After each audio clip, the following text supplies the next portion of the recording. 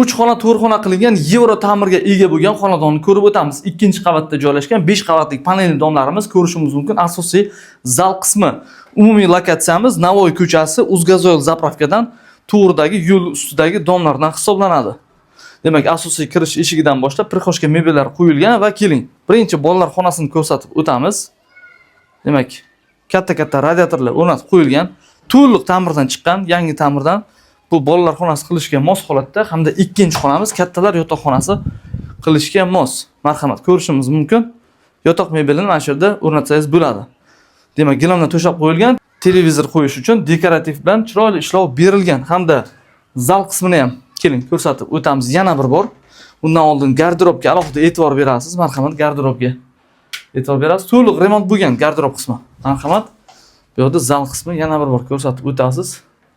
Shunga chiroyli holatga ega va alohida yuvinish xonasini ko'rishimiz mumkin. Keling. Marhamat, yuvinish xonalari, hojatxonasi kafil bo'lgan.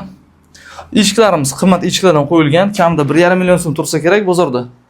Xo'p, bu esa 3 xona 4 xona qilingan holatdagi 4-xonamiz hisoblanadi. O'tirib ovqatlanish uchun mana shunaqa qulay sharoitlar yaratilgan hamda oshxonamiz balkonga ko'chgan, ovqat tayyorlash uchun barcha sharoitlar mavjud. Gaz plitasi, vichkalari qo'yilgan va faqatgina kir mashinka va mana bu yerdagi xolodilnik alohida narx bilan chiqadi. Buni xonadon egalari bilan kelishasizlar. 5 qavatlik panelli domimizda ikkinchi qavatda joylashgan 3 xona 4 xona qilingan mana shunaqa yevro ta'mir holatiga ega bo'lgan xonadonimiz narxi 755 million so'm bilan sotuvga chiqaramiz. Faqat ustida ozroq savdosi bor holatda, barakasiga ozroq o'tib beriladi. Kimga ma'qul kelsa, pastda o'zimizda raqamlarimizda to'liq ma'lumot uchun qoldiramiz.